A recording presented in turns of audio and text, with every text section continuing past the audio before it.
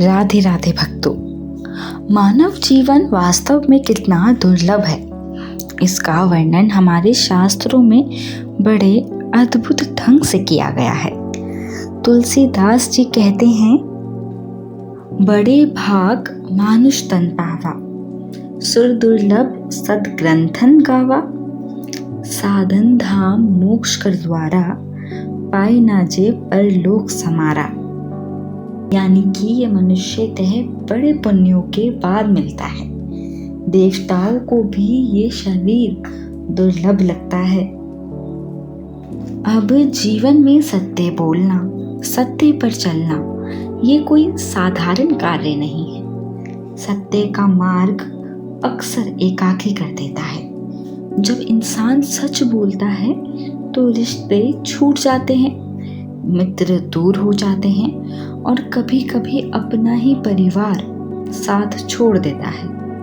संसार असत्य से रमण करता है, इसलिए सत्यवादी को अकेलापन मिलता है।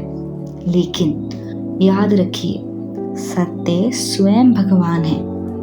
जब मनुष्य सत्य में दृढ़ रहता है तब परमात्मा उसका पक्ष लेते हैं, और जिस पर भगवान का पक्ष हो जाए, संसार का कोई भी विरोध उसका कुछ नहीं बिगाड़ सकता।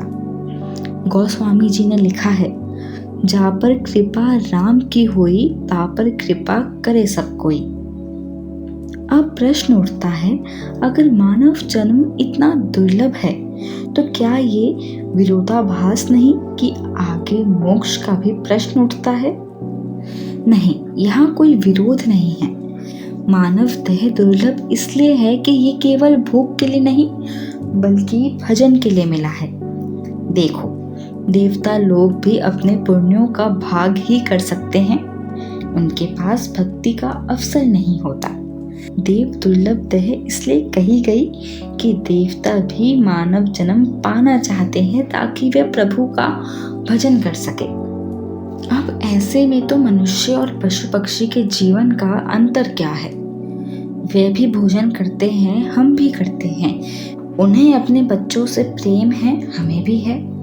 वे कीचड़ में चैन की नींद सोते हैं, हम गद्दे पर सोते हैं। तो फिर श्रेष्ठता कहाँ है? श्रेष्ठता केवल एक है, मनुष्य ही भगवान का भजन कर सकता है। यही मनुष्य देह की दुर्लभता है।